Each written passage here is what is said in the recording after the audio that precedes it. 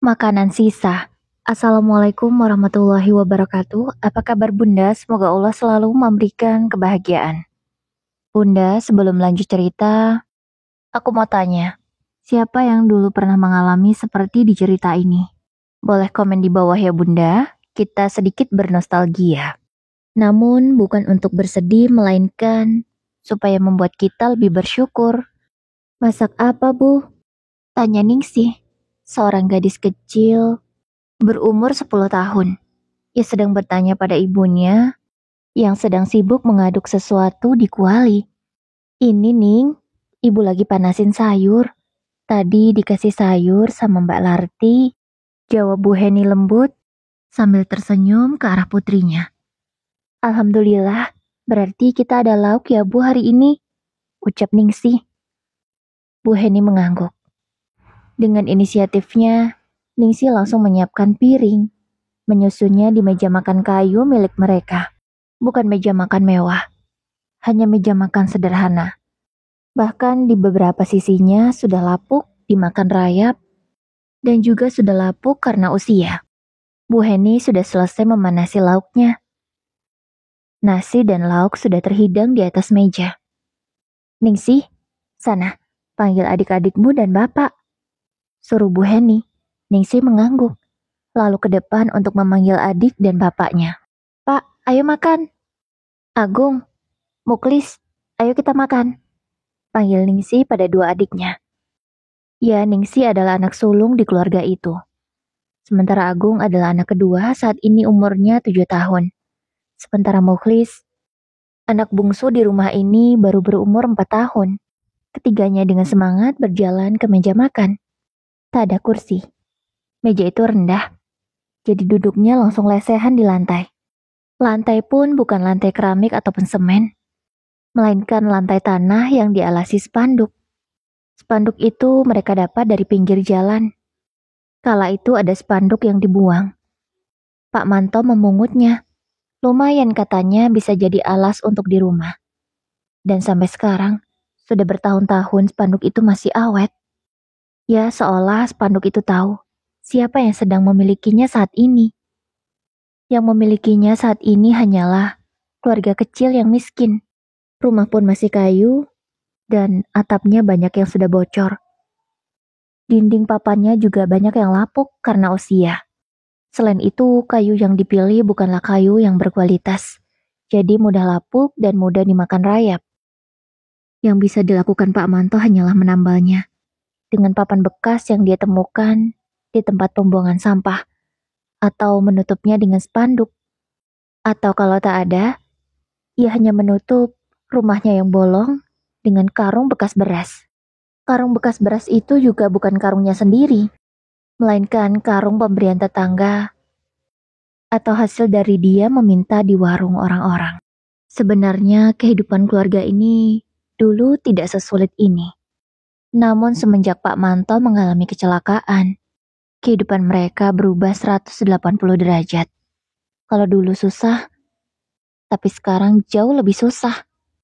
Pak Manto tak bisa lagi kerja di pabrik, karena dia tak bisa kerja berat lagi. Sekarang yang bisa dia lakukan hanyalah buruh di sawah. Itu pun tak bisa terlalu lelah. Kalau terlalu lelah, nanti kakinya yang patah akan terasa sakit lagi. Ya memang, kelihatannya sudah pulih, namun belum sepenuhnya. Jika Pak Manto memaksakan diri untuk bekerja, kakinya akan semakin sakit. Kalau sudah begitu, malahan dia nggak bisa kerja sama sekali. Makanya Pak Manto tidak memaksakan diri. Dia bekerja semampunya. Kalau sudah merasa lelah, dia langsung istirahat. Bukan tak ingin bertanggung jawab sebagai kepala rumah tangga, tapi keadaannya tak bisa dipaksakan. Selain itu, mereka juga punya hewan peliharaan, seperti ayam dan bebek, yang akan dijual ketika sudah besar. Namun seringkali, ayam dan bebek itu dipotong sendiri karena tak ada lauk apapun untuk anak-anaknya. Ayam dan bebek yang mereka miliki juga tak banyak, karena mereka sendiri tak mampu memberi pakan jika memelihara terlalu banyak. Ya mau gimana, untuk makan mereka sendiri saja mereka kesulitan. Apalagi mau ngasih makan ayam dan bebek, itu nggak mungkin. Dan Bu Heni sendiri juga membantu suaminya. Terkadang buruh di sawah, terkadang jadi buruh cuci, terkadang juga menjadi pembantu rumah tangga di rumah orang yang membutuhkan tenaganya. Tak banyak juga Bu Heni bisa membantu perekonomian keluarga, karena dia masih punya anak yang baru berumur 4 tahun. Jangan ada yang ngatain ya, udah tau miskin punya banyak anak. Gak gitu ya. Waktu Pak Manto masih kerja di pabrik, Bu Heni itu KB. Namun setelah suaminya tidak kerja lagi, keuangan mereka morat-marit kan. Jadi uang untuk KB itu nggak ada. Dan akhirnya lahirlah si Mukhlis, anak bungsu. Namun alhamdulillahnya sekarang, Bu Heni sudah KB implan yang bisa beberapa tahun. Itu pun ada program KB gratis kala itu. Bu Heni segera mengambilkan nasi untuk anak-anaknya. Tak lupa untuk suaminya juga. Semua sudah dibagi rata agar nasinya cukup. Ya memang kebiasaan begitulah keluarga kecil ini. Karena beras yang mereka miliki itu terbatas. Jadi makan harus secukupnya supaya besok masih bisa makan lagi. Mereka makan dengan sangat lahap. Walau hanya berlaukan sesuir ayam. Ya Mbak Larti, tetangga yang tidak jauh dari rumah mereka, memberi keluarga kecil itu 2 potong ayam. Untungnya kuahnya dikasih banyak, jadi cukup untuk mereka semua. 1 potong ayam, Bu Heni simpan untuk makan malam nanti. Ya memang harus pandai-pandai mengaturnya supaya cukup. Terpaksa, bukan karena pelit.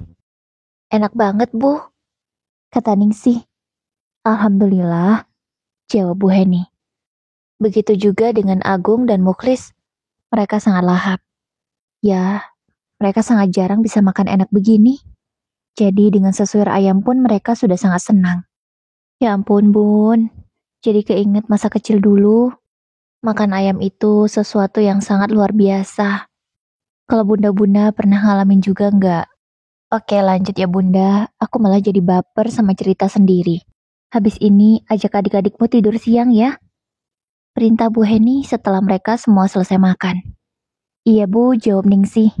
Ya mereka memang harus tidur siang, soalnya nanti sore mau ngaji di musola. Maaf ya Bu, Bapak lagi nggak ada kerjaan. Sekarang belum ada yang butuh tenaga Bapak, ucap Pak Manto. Dia sangat merasa bersalah. Karena sudah 2 hari ini dia tak ada pemasukan sama sekali. Karena tak ada orang yang memperkerjakannya. Nggak apa-apa Pak, sabar ya Pak. Insya Allah nanti ada rezekinya. Oh iya, habis ini Ibu mau nyuci di rumah Budian. Katanya tadi ada cucian. Ibu titip anak-anak ya Pak, ucap Bu Heni berpamitan. Pak Manto mengangguk. Hati-hati ya Bu, pesannya. Iya Pak, jawab Bu Heni, dan dia segera berjalan menuju rumah Budian. Sesampainya di rumah Budian, betapa terkejutnya Bu Heni. Karena yang harus dicuci Bu Heni bukanlah baju, melainkan kasur. Ya, Budian menyuruh Bu Heni mencuci kasur. Sebenarnya Bu Heni ingin menolak, karena mencuci kasur itu sangat berat. Tapi Bu Heni sangat membutuhkan uangnya. Beras di rumahnya tinggal sedikit. Kalau sampai suaminya besok belum dapat kerja, maka beras itu tak akan cukup. Gimana Bu Heni, kok diam saja sih? Tegur Budian, mengagetkan Bu Heni yang masih melamun. Iya Bu, saya kerjakan, jawab Bu Heni pada akhirnya.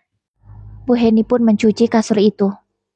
Ya lumayan besar, ukuran 120 kali 200. Memang kasur lantai, tapi kan lumayan berat karena isinya kapuk. Bu Heni pun gak tahu berapa jam dia baru bisa menyelesaikannya. Mana alat-alat yang disediakan oleh Budian hanya sikat dan gayung saja. Bu Heni disuruh mencuci kasurnya di teras. Dengan bismillah Bu Heni mulai mengerjakannya. Untuk pertama Bu Heni menyiram kasur itu dengan air. Lalu disusul dengan air sabun. Bu Heni menyikat setiap bagian kasur sampai bersih. Dia pastikan tak ada lagi noda yang tertinggal. Sangat melelahkan. Dari pukul 1 siang sampai jam 2 belum selesai juga. Ya Allah, ini sudah bersih apa belum ya? Gumam Bu Heni ragu. Karena memang alat-alatnya sangat terbatas. Bu Heni memeras kasur itu dengan menginjaknya. Hanya itu yang bisa dia lakukan. Tapi ketika Budian keluar, Bu Dian marah. Bu, jangan diinjak-injak dong, nanti kasurnya rusak. Teriak wanita itu. Maaf Bu, tapi kalau nggak diinjak, gimana airnya mau turun? Jawab Bu Heni. Saya nggak mau tahu, jangan diinjak pokoknya, pakai tangan aja.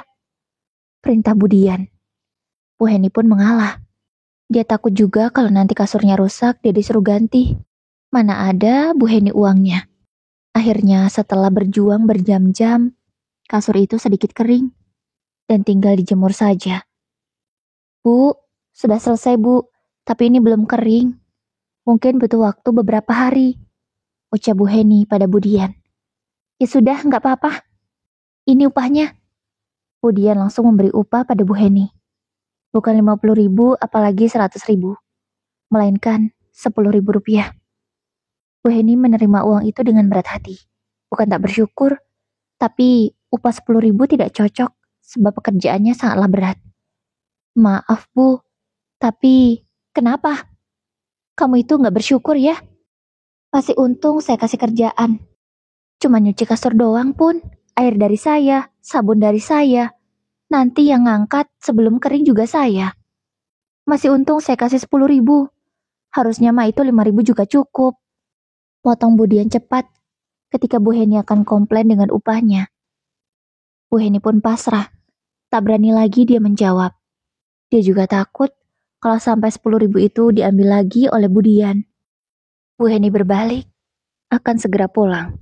Sementara itu di belakangnya, Bu Dian tersenyum puas karena bisa membayar dengan harga yang sangat murah sementara kasurnya sudah bersih kembali. Sebelum sampai di rumahnya, Bu Heni mampir dulu ke warung untuk membeli beras. Bu, berasnya 10.000, ucap Bu Heni pada pemilik warung. Ada duit loh, bayar dong utangmu. Bukan mendapat sambutan yang baik, Bu Heni malah ditodong untuk membayar hutang. Ya memang benar, dia wajib membayar hutangnya. Namun saat ini, uang yang dia punya pun hanya 10.000 rupiah. Maaf Bu Ana, uang saya cuma 10.000, saya belum punya uang. Insya Allah kalau saya sudah ada uang, saya bayar hutangnya. Jawab Bu Heni. Halah, dari kemarin gitu terus jawabannya. Kapan sih mau dibayar? Hutangmu itu sudah numpuk. Teriak Bu Ana. Maaf Bu, saat ini memang saya belum ada uangnya. Jawab Bu Heni lagi. Air matanya sudah hendak jatuh. Udah, nggak bisa. Ini, 10.000-nya anggap saja untuk mengurangi hutang-hutangmu. Bu Ana langsung merampas uang itu dari tangan Bu Heni. Bu Heni tak bisa mengambilnya lagi. Tapi Bu, saya mohon. Beras di rumah saya sudah habis. Saya cuma punya uang 10.000 untuk beli beras. Tolong Bu, nanti kalau ada uang saya bayar ke hutangnya. 10.000-nya kasih beras dulu ya Bu. Pinta Bu Heni masih berusaha memohon. Gak bisa. Ini pokoknya saya potong hutang kamu. Hutangmu jadi masih 190.000 lagi ya? Ya. Hutang Bu Heni di warung Bu Ana memang lumayan banyak, 200.000. Dan baru berkurang 10.000. Itu pun terpaksa. Akhirnya Bu Heni pasrah. Tak bisa berbuat apa-apa. Dia pulang dengan tangan kosong.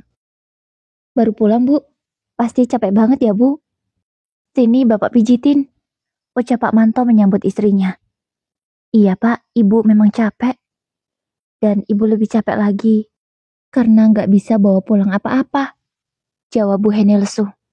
Loh, apa nggak dikasih upah sama Bu Dian? Tanya Pak Manto sambil memijit punggung istrinya. Dikasih Pak 10.000. Tapi pas aku mau beli beras tempat Bu Ana, malah dipotong hutang Pak. Aku nggak dikasihnya beras. Jawab Bu Heni masih dengan nada yang sangat lesu. Ya Allah Bu, yang sabar ya Bu. Emangnya Ibu dikasih upah berapa sama Bu Dian? Tanya Pak Manto lagi. 10.000. Jawab Bu Heni singkat. Apa? 10.000? Emang Ibu nyuci apa? Soalnya Ibu pulangnya sore banget.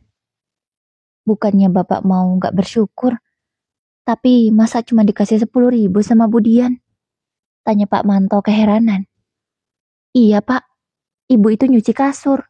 Seharusnya gak segitu upahnya Pak. Tapi Bu Dian cuma ngasih 10.000.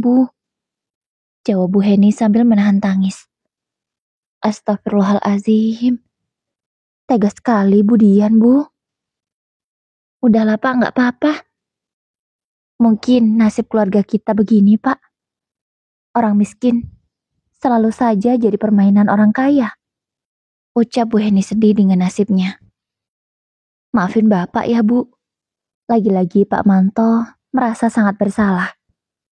Malam pun tiba. Saatnya keluarga kecil itu untuk makan malam. Namun betapa terkejutnya Bu Heni saat membuka lauk yang sudah dia sisakan. Hanya tinggal kuahnya saja. Kemana ayamnya?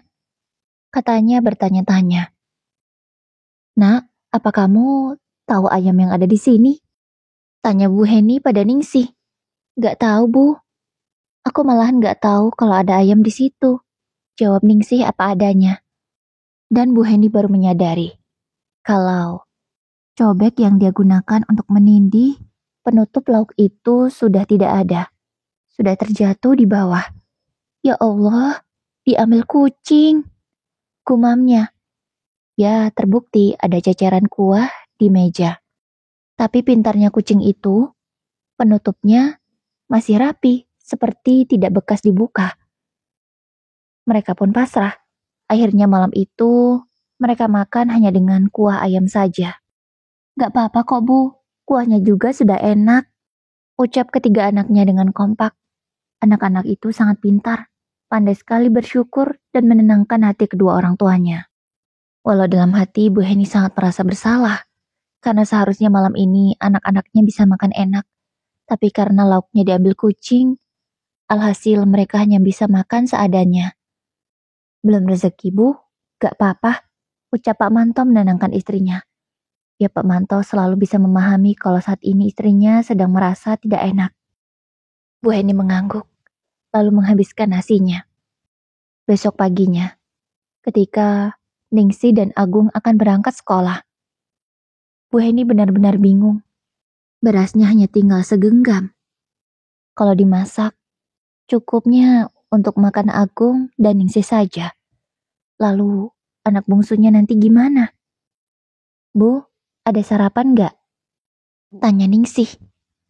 Ada Ningsih, tapi nasinya cuma sedikit. Jawab Bu Heni. Oh ya udah Bu. Untuk Agung sama Muklis aja. Aku nggak apa-apa nggak sarapan Bu. Jawab Ningsih. Ya, gadis kecil itu memang sangat pengertian terhadap keadaan orang tuanya. Jangan dong nak, nanti kamu nggak konsentrasi belajarnya. Udah, kamu nggak usah pikirin Muklis.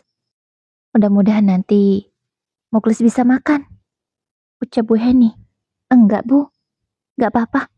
Untuk Muklis aja. Ucap Ningsih lagi. Assalamualaikum. Tiba-tiba Pak Manto pulang. Ya, tadi beliau sudah keluar rumah. Entah mau kemana. Mungkin pria itu sedang berpikir atau bahkan mencari apa yang sekiranya bisa membuat perut keluarganya kenyang. Bapak pulang, Bu. Bapak bawa pisang. Ini ada yang matang juga. Ini pisang dari mana, Pak? Tanya Bu Heni khawatir. Takut kalau suaminya mencuri. Ini dikasih Pak Burhan tadi, Bu. Kan pisangnya ini banyak yang dimakan burung. Kalau dijual, murah banget harganya. Makanya dikasih sama aku, Bu. Aku nggak mencuri kok, Bu. Jawab Pak Manto meyakinkan istrinya. Alhamdulillah. Ya udah, Pak. Ini yang sedikit mengkal. Ibu rebus ya, biar bisa untuk sarapan. Soalnya nasi cuma sedikit. Ucap Bu Heni. Pak Manto pun mengangguk. Dan dengan cekatan segera membantu Bu Heni merebus pisang itu. Nak, kamu sarapan ini ya. Untuk Muklis kamu tenang aja, udah ada pisang. Kata Bu Heni pada Ningsih. Iya Bu, jawab Ningsih. Mereka pun sarapan hanya dengan garam saja. Ya karena tak ada lauk, hanya ada garam di rumah. Namun, Agung dan Ningsih sama sekali tidak mengeluh. Mereka makan dengan lahap, karena memang sudah terbiasa sarapan seperti ini. Kami berangkat dulu ya Bu, pamit Agung dan Ningsih. Iya nak, belajar yang rajin ya. Pesan Bu Heni pada kedua anaknya. Ya walaupun mereka orang tak punya, pendidikan bagi anak-anak mereka adalah yang utama. Untungnya, Ningsih dan Agung tidak diwajibkan untuk membayar biaya sekolah. Namun kalau seragam dan buku harus tetap usaha sendiri. Dan alhamdulillah, yang namanya rezeki anak itu selalu ada saja. Ketika tak punya seragam, tiba-tiba ada yang memberi walau hanya seragam bekas. Ketika kehabisan buku, dan alhamdulillah, Ningsih ataupun Agung dapat juara kelas dan dapat hadiah buku. Sepatu, mereka dapat bantuan dari orang-orang dermawan yang memang mencari orang-orang yang membutuhkan. Setelah Agung dan Ningsih berangkat sekolah, Pak Manto, Bu Heni, dan Mukhlis sarapan pisang rebus yang sudah matang. Alhamdulillah masih ada yang bisa kita makan, Bu. Ucap Pak Manto bersyukur. Iya, Pak. Alhamdulillah. Pak, Bapak nggak tanya kerjaan tempat Pak Burhan tadi? Tanya Bu Heni, karena teringat kalau suaminya mendapatkan pisang ini dari Pak Burhan. Enggak, Bu. Bapak nggak enak. Udah dikasih pisang malah nanya kerjaan. Sungkan Bapak, Bu. Jawab Pak Manto. Oh iya, Pak. Benar juga. Habis ini Bapak mau jalan lagi, Bu. Mana tahu ada yang butuh tenaga Bapak. Ya, sebagai orang yang tak bisa bekerja berat, tentu orang-orang di sekitaran sana berpikir berkali-kali kalau akan mempekerjakan Pak Manto. Hanyalah orang yang berbaik hatilah yang mau mempekerjakan dia. Kalau orang yang tak mau rugi, mana mungkin mau mempekerjakan Pak Manto. Di sepanjang jalan Pak Manto menyusuri jalanan kampung, tak ada satupun yang menawarinya pekerjaan. Ya Allah, berilah hamba rezeki hari ini. Kasihan anak-anak hamba dan istri hamba. Beras sudah habis di rumah. Ucap Pak Manto berdoa. Dan ajaibnya doa itu langsung dikabulkan. Pak Manto melihat kangkung dan juga genjer yang tumbuh subur di sebuah sawah yang sudah lama tak ditanami. Sawah ini milik orang yang ada di kota. Sudah lama memang tak ditanami. Dan siapapun boleh mengambil kangkung dan juga genjer itu. Tapi sebelum itu Pak Manto bertanya dulu pada orang yang sedang menggarap sawah di sebelahnya. Permisi Pak, punten. Kangkung sama genjernya boleh dipetik nggak ya? Tanya Pak Manto pada orang yang sedang menanam padi. Boleh Pak, ambil aja sepuasnya. Sawah itu memang udah lama, gak ditanami. Daripada tua nganggur, ambilin aja Pak, sayang. Jawab orang itu. Pak Manto benar-benar bersyukur. Alhamdulillah. Nggih Pak, terima kasih. Dengan semangat, Pak Manto mengambil kangkung dan genjer yang masih muda. Niatnya nanti akan dijual untuk beli beras. Pak Manto berhasil mengumpulkan 10 ikat kangkung dan 10 ikat genjer. Mudah-mudahan laku ya Allah. Pak Manto berkeliling ke desa sebelah, menjual kangkung itu. Dijualnya dengan harga Rp1.000. Murah meriah saja, yang penting cepat laku dan habis semua.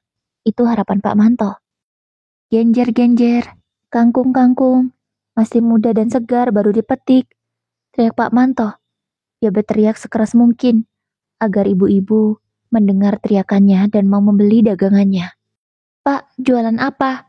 Panggil seorang ibu-ibu. Dengan semangat Pak Manto mendekati ibu-ibu itu. Kangkung sama genjer Bu. Masih segar Bu, baru dipetik. Jawab Pak Manto dengan semangat menawarkan dagangannya. Wah iya nih, saya mau 5 ya kangkungnya. Tanpa bertanya berapa dulu harganya, ibu itu langsung ingin membeli 5 ikat. Alhamdulillah, ya Bu, harganya cuma 1.000 kok, kata Pak Manto. Oh cuma 1.000, kalau begitu genjernya 5 juga ya? Ibu itu pun nambah lagi dengan genjer 5 ikat. Alhamdulillah, terima kasih banyak Bu. Pak Manto dengan senang memberikan 5 ikat kangkung dan juga genjer pada ibu itu. 10.000 Bu semuanya, ucap Pak Manto.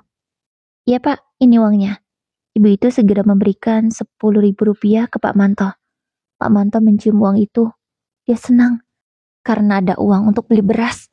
Alhamdulillah ya Allah. Pak Manto lanjut jalan lagi.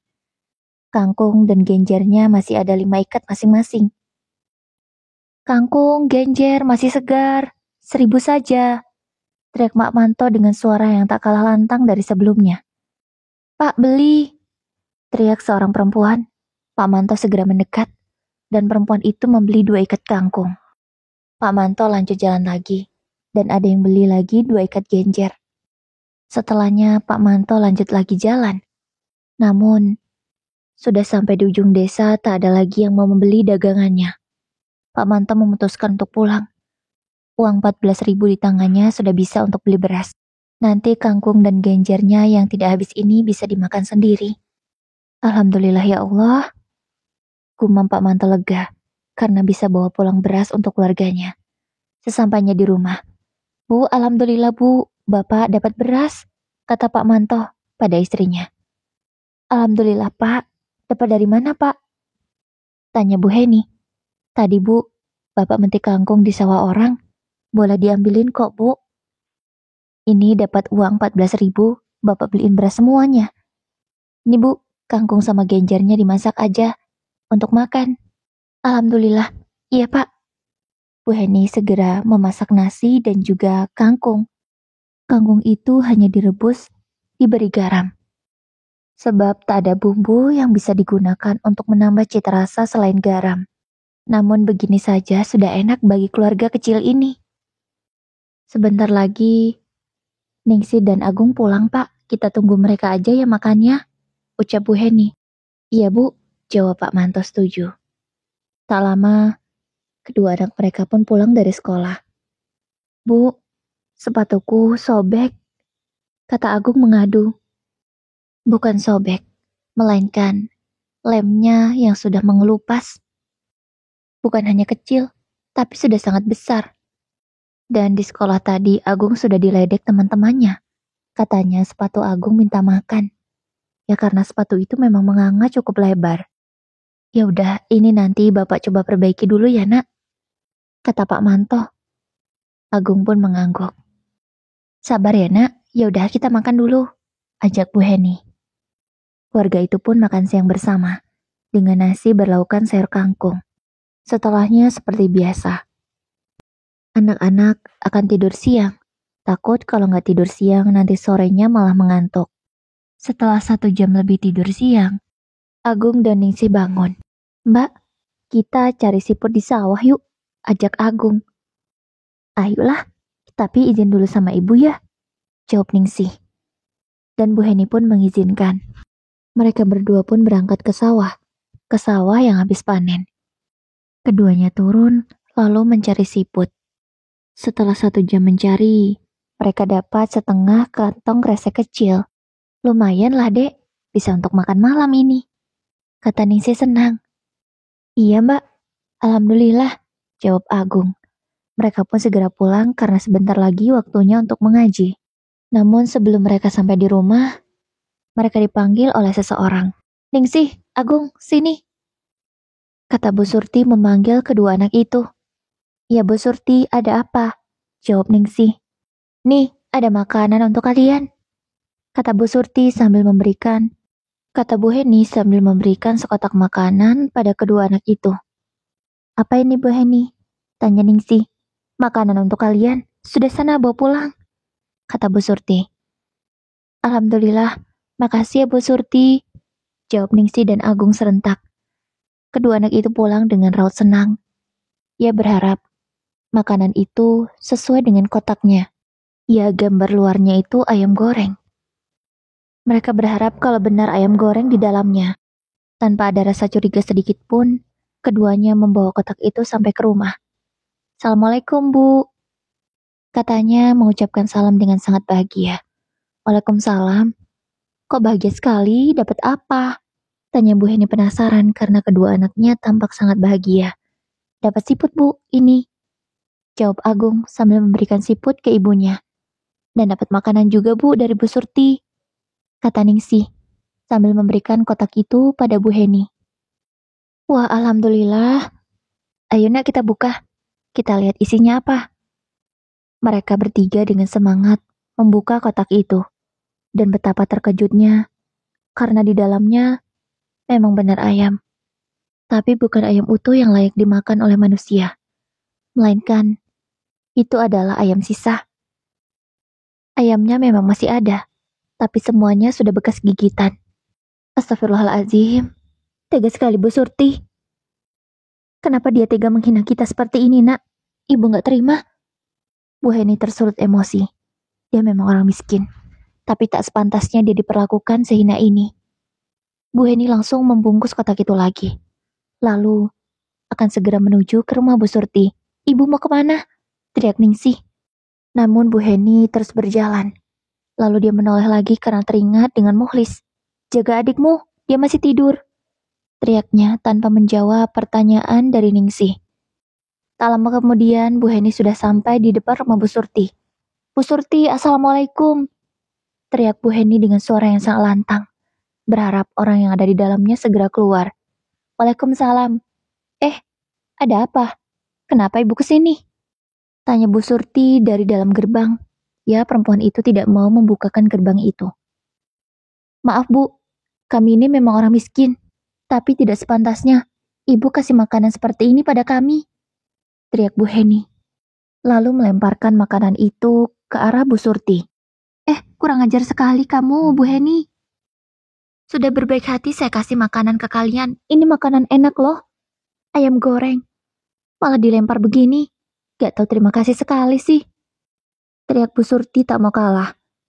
Kalau makanannya layak, pasti kami terima. Tapi makanan itu makanan sisa. Entah gigitan siapa yang sudah kamu berikan pada kami. Kami memang miskin. Kami memang jarang makan ayam. Tapi, tak sepantasnya. Ibu menghina kami dengan memberi makanan sisa. Teriak Bu Heni. Ya, nada bicaranya belum turun. Dia masih emosi. Kalian ini ya sudah miskin belagu. Lagi pula kan masih ada dagingnya, masih bisa dimakan. Jawab Bu Surti. Maaf Bu, kalau ibu mau makan, makan saja. Kami tidak mau. Bu Heni langsung pergi dari rumah Bu Surti. Sudah cukup untuk dia berdebat. Kalau dilanjutkan, malah dia akan semakin emosi dan bisa jadi melakukan hal yang lebih daripada ini. Bu Heni dari mana? Panggil Bu Larti. Dia tetangga yang sangat baik hati, yang suka sekali memberi makanan layak untuk keluarga Pak Manto. Saya dari rumah Bu Surti, jawab Bu Heni, dengan nada yang masih kesal. Loh, ngapain? Kok kelihatannya kesal sekali? Tanya Bu Larti lagi. Ini loh Mbak, tadi anak-anak dikasih makanan sama Bu Surti, tapi makanan sisa, ayam goreng yang sudah bekas digigit. Jawab Bu Heni lagi apa adanya. Astagfirullahaladzim, tega sekali Bu Surti. Ya udah Bu, untuk mengobati rasa kecewa anak-anak, ini saya habis goreng ayam. Saya sengaja goreng banyak, emang mau dikasih ke ibu dan anak-anak. Tolong diterima ya Bu. Bu Larti memberikan beberapa potong ayam goreng kepada Bu Heni. Ayam goreng itu dibungkusnya plastik yang biasa digunakan untuk membungkus gula. Lalu dimasukkan lagi ke dalam kantong kresek. Alhamdulillah. Terima kasih ya Mbak, terima kasih banyak. Ucap Bu Heni senang dan bersyukur. Karena rasa kecewa anak-anaknya bisa terobati dengan ayam goreng ini. Iya, sama-sama Bu Heni, jawab Bu Larti. Saya pulang dulu ya Mbak. Sekali lagi terima kasih. Bu Larti pun menanggapinya dengan mengangguk. Sesampainya di rumah, dengan senang Bu Heni memberitahukan pada anak-anaknya bahwa Bu Heni pulang membawa ayam goreng. Lihat, ibu bawa apa? Ucap Bu Heni sambil menunjukkan bungkusan kresek yang ada di tangannya. Wah, ayam goreng. Alhamdulillah. Ibu dapat dari mana? Tanya Ningsih. Dikasih Mbak Larti, jawab Bu Heni. Alhamdulillah, Bu Larti itu baik banget ya Bu, kata Ningsih. Iya nak, alhamdulillah. Kita harus baik sama siapapun nak, seperti Mbak Larti. Dia sangat baik sama kita, padahal kita orang gak punya, ucap Bu Heni. Akhirnya keluarga kecil itu makan malam dengan sayur kangkung dan juga ayam goreng. Bu Heni menjatah satu-satu semua anggota keluarga. Ya karena memang ayam yang dikasih oleh Bu Larti sangat banyak. Ada 10 potong, yang 5 potong bisa untuk besok pagi. Dan Bu Heni akan berhati-hati dalam menyimpan ayam goreng itu, takut kalau dicuri kucing lagi. Kali ini dia menyimpan di tempat yang lebih aman, yaitu di dalam kukusan. Ya, tempat untuk mengukus nasi dia menyimpannya di sana. Tak lupa ditindihi cobek, berharap agar kucing tak bisa membukanya. Beberapa waktu berlalu. Di desa itu akan ada hajatan. Bu Mariati dan Pak Darso, salah satu orang kaya di kampung itu, akan mengadakan pesta pernikahan anak mereka. Semua warga sekitar, kalau ada hajatan memang sudah terbiasa akan saling membantu tanpa disuruh satu persatu. Begitu juga dengan keluarga Pak Manto. Seperti warga lainnya, keluarga Pak Manto juga akan datang untuk ikut membantu. Yo, semua anaknya diajak biar bisa makan gratis, sindir Budian. Padahal Bu Heni dan anak-anaknya baru juga tiba. Ya biasalah Bu, mumpung ada makan gratis kesempatan. Kapan lagi bisa makan enak secara gratis? Timpal Bu Surti ikut menyindir Bu Heni dan anak-anaknya. Namun untungnya ada Bu Larti. Dengan cepat Bu Larti langsung membela Bu Heni. Jangan keterlaluan ya Bu. Jangan suka menghina orang lain. Kalau sampai ibu di posisi mereka, gimana perasaan ibu kalau dihina? Ucap Bu Larti, berusaha untuk menyadarkan kedua orang itu. Ya nggak mungkin lah. Suami saya aja kerjanya udah jelas. Anak saya juga sudah mapan semua. Mana mungkin saya akan miskin? Ucap Bu Surti dengan sombongnya. Sementara itu, Budian, iya betul Bu. Suami saya kan PNS. Sudah terjamin. Gak mungkin bakalan miskin. Ucap Budian juga tak kalah sombong seperti Bu Surti. Warga yang di sana hanya bisa menggelengkan kepala mendengar jawaban kedua orang itu. Warga yang sebagian besar masih waras itu menyadari bahwa ucapan mereka sangatlah berlebihan dan sangat sombong. Padahal manusia di dunia ini tak pantas untuk sombong, karena yang dimiliki hanyalah titipan. Kapanpun Allah bisa mengambilnya. Bu Heni tak menghiraukan keduanya. Segera melanjutkan pekerjaannya untuk membantu sang punya hajat. Apapun itu Bu Heni kerjakan, mulai dari cuci piring, membantu memasak, memotong sayuran, memotong cabai, bahkan membersihkan sampah juga Bu Heni lakukan. Karena Mukhlis sudah ada yang menjaga, yaitu Agung dan Ningsih karena kebetulan hari ini hari Minggu. Begitu juga dengan Pak Manto. Beliau sangat cekatan membantu setiap pekerjaan. Memasak nasi, memasak air, membuat kopi, teh, dan segala macam pekerjaan Pak Manto kerjakan dengan ikhlas. Sore harinya seperti para warga yang lain. Semuanya mendapatkan berkat. Namun jahilnya Budian dan juga Bu Surti. Mereka berdua malah menukar berkat milik Bu Heni dengan sampah. Ya, tega sekali kedua orang itu tak punya perasaan. Dan berkat asli milik Bu Heni, mereka bagi dua. Tanpa curiga sedikit pun, Bu Heni membawa berkat itu pulang ke rumah. Dan setelah dibuka betapa terkejutnya Bu Heni.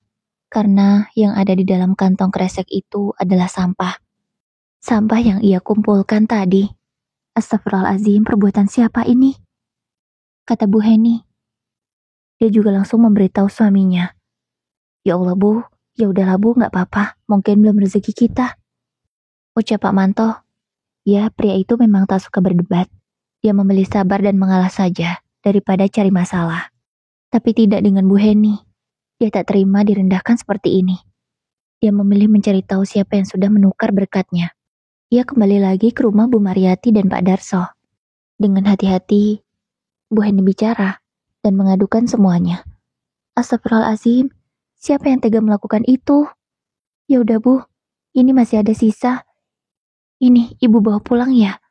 Soal siapa yang menukar berkat Ibu nanti akan saya cari tahu. Ucap Bu Mariati. Ya, dia tidak enak. Orang sudah susah-susah membantunya, malah mendapatkan sampah. Bu Mariati dan Pak Darso benar-benar akan menyelidiki siapa yang menukar berkat itu. Untungnya, ketika malam hari Pak Darso dan Bu Mariati sudah mendapatkan jawabannya. Ada seorang anak SMP yang menyaksikan kalau Budian dan juga Bu Surti yang menukar berkat Bu Heni. Dia ingin mengadu langsung, tapi dia takut.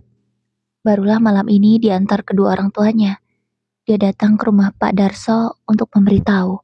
Ya Allah, keterlaluan sekali Budian dan Bu Surti itu. Gak berubah-berubah dari dulu, ucap Bu Mariati. Gimana ini Pak? Apa yang harus kita lakukan? Tanya Bu Mariati pada suaminya. Kita lapor Pak RT saja ya, biar masalah ini diselesaikan secara kekeluargaan. Kita cari jalan keluarnya. Ya, mungkin dengan begini, Bu Surti ataupun Budian bisa sadar kalau perbuatan mereka itu bukanlah perbuatan yang baik. Akhirnya malam itu juga, Bu Surti, Budian dipanggil, dikumpulkan di rumah Pak RT. Bu Mariati dan Pak Darso juga ke sana. Bu Heni dan Pak Manto juga dipanggil. Saksi beserta orang tuanya juga dipanggil. serta para tetua yang disegani di sana juga ikut dipanggil untuk menjadi saksi. Semua orang sudah berkumpul, dan saatnya Budian dan Bu Surti untuk disidang. "Ada apa Pak saya dipanggil?" tanya Bu Surti masih dengan nada angkuhnya. "Jadi begini Bu Surti, kami mengumpulkan Ibu, Budian, dan yang lainnya di sini karena ada sesuatu yang penting harus kita bahas. Mengenai berkat sampah yang diterima oleh Bu Heni.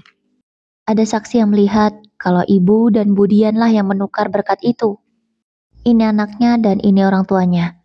Dia berani bersumpah kalau memang melihat Bu Surti dan Budian yang menukarnya." Ucap Pak RT menjelaskan. Wajah Bu Surti yang tadinya angkuh berubah menjadi panik. Begitu juga dengan Budian. Namun keduanya mengelak. "Enggak, mana mungkin. Anak ini pasti bohong. Percaya kok sama anak-anak," jawab Budian. "Budian, dia memang masih anak-anak, tapi dia sudah SMP. Dia tidak mungkin bohong. Lagi pula dia siap tuh disumpah Al-Quran." Ucapan Pak RT membuat Budian dan Bu Surti semakin ketakutan. Wajah mereka memerah. Matanya melirik ke sana kemari sangat panik. Sementara itu Bu Heni dan Pak Manto hanya santai. Duduk dengan tenang. Menyaksikan kedua orang yang sudah menyakiti mereka beberapa kali di sidang. "Mengaku atau kita lakukan sumpah saja," kata Pak RT memberikan opsi. "Apaan sih Pak RT sumpah-sumpah segala? Cuman masalah sepele ini," ucap Budian. Ya, dia masih berusaha terlihat tenang, walau kegugupannya tak bisa ditutupi lagi. "Maaf Budian, ini bukan masalah sepele, ini masalah besar. Menyangkut nama baik keluarga besar Pak Darso. Karena kalau sampai ini menimpa orang lain, mungkin masalahnya tidak sesederhana ini. Mungkin lebih parah daripada ini. Pak Mariati dan Pak Darso sebagai sang punya hajat, berhak untuk melakukan ini. Nama baik mereka dipertaruhkan. Pak Darso sudah merepotkan tenaga kita semua. Beliau tidak mau mengecewakan kita dengan memberikan makanan yang tidak layak. Jadi sekarang Budian dan Bu Surti jujur saja," ucap Pak RT tegas. Akhirnya setelah didesak, Budian dan Bu Surti pun mengaku. Mengaku kalau mereka yang menukar berkat itu dengan sampah. Dan mengakui juga kalau berkat itu mereka bagi dua. Semua orang yang ada di sana hanya bisa beristighfar. Tidak menyangka orang berada seperti mereka bisa melakukan hal serendah ini. "Bu Heni, Pak Manto, kami mohon maaf karena kami sudah mengecewakan Bapak," kata Pak Darso meminta maaf pada Bu Heni dan Pak Manto. "Tidak Pak, Bapak nggak salah," jawab Pak Manto. Ya mau bagaimanapun Pak Darso merasa tidak enak dengan Pak Manto dan Bu Heni. Kalau Ibu Surti dan Budian mau masalahnya selesai, minta maaflah pada Bu Heni dan Pak Manto. Kami tidak mau kalau sampai hal seperti ini terulang lagi. Kalau sampai terulang lagi, mungkin saya sebagai RT di sini akan mengambil tindakan yang tegas. Saya akan serahkan kepada kepala desa, ancam Pak RT. Akhirnya Budian dan Bu Surti di hadapan suami mereka masing-masing meminta maaf pada Bu Heni dan Pak Manto. Namun mereka minta maafnya tidak ikhlas, hanya sekedar minta maaf saja. "Iya Bu, saya sudah maafkan," jawab Bu Heni. Ya, Bu Heni memaafkan keduanya dengan tulus. Walau Bu Heni tahu mereka minta maaf tidak dari hati yang paling dalam. Besoknya pernikahan anak Bu Mariati dan Pak Darso berjalan dengan lancar. Pesta berlangsung dengan sangat mewah, dibantu oleh warga sekitar.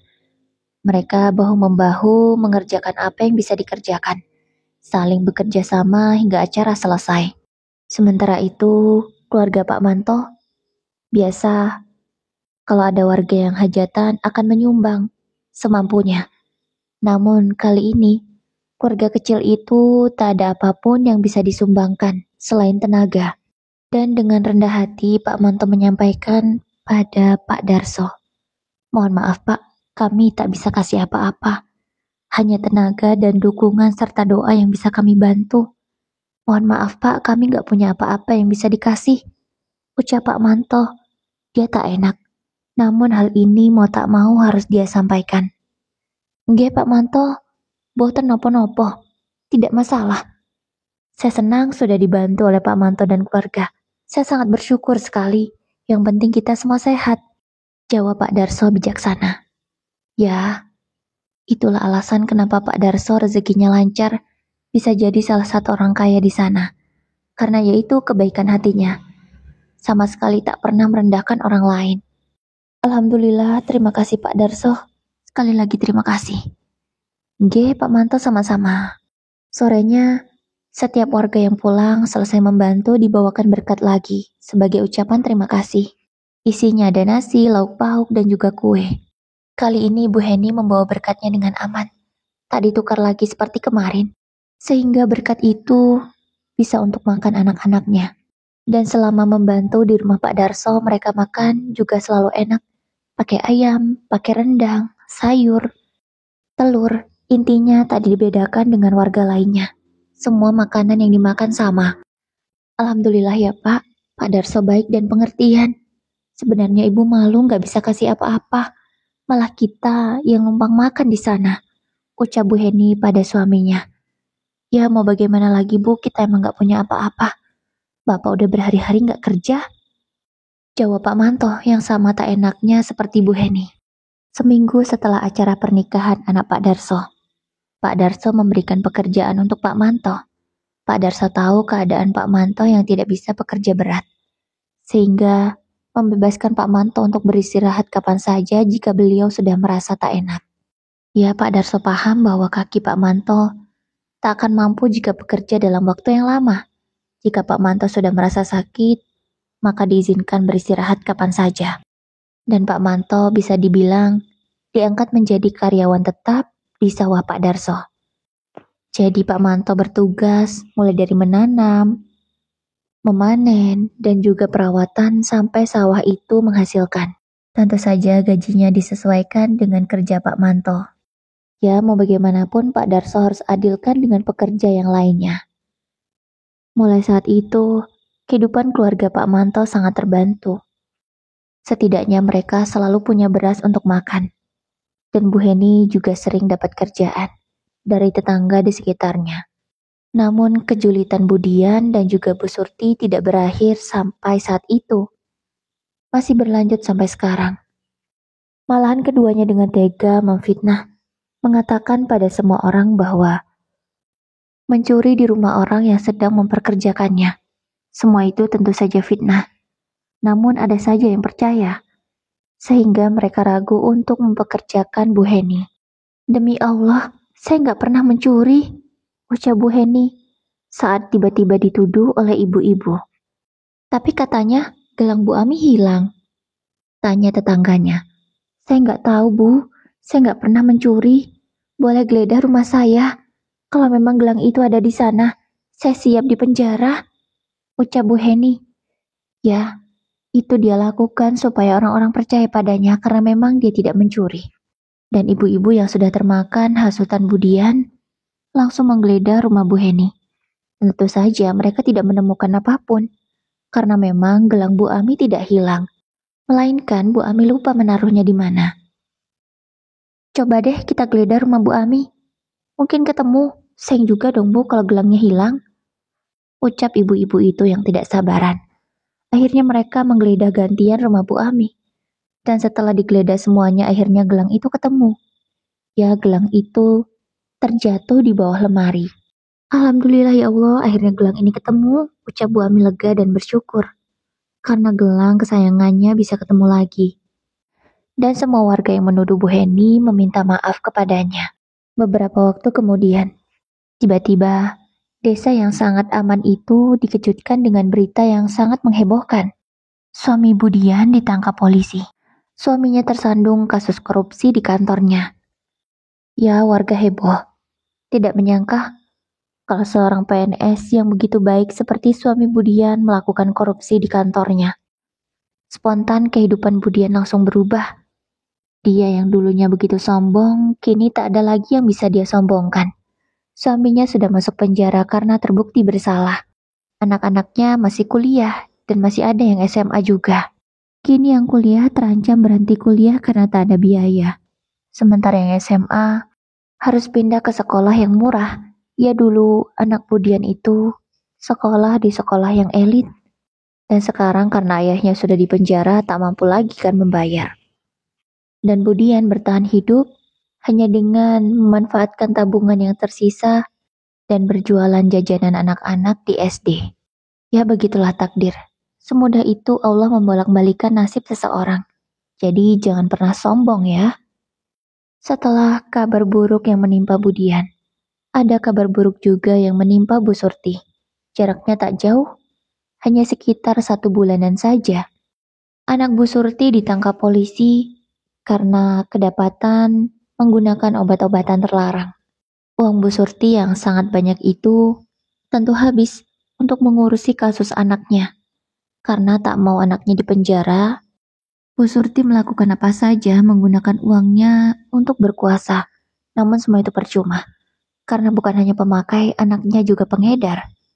Ya, anaknya yang selama ini dianggapnya mapan, ternyata dapat uangnya dari hasil yang haram.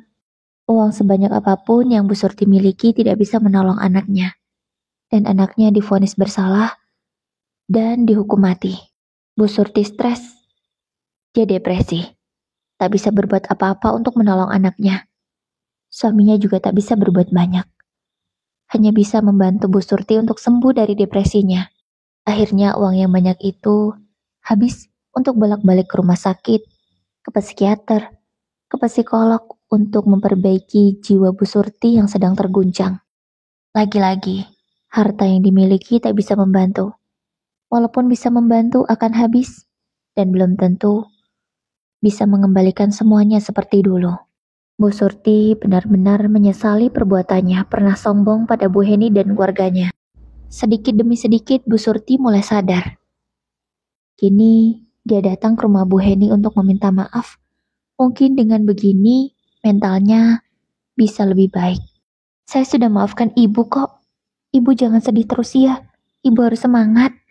Ingat Bu, masih ada anak ibu yang lain yang harus ibu temani sampai mereka punya anak nanti.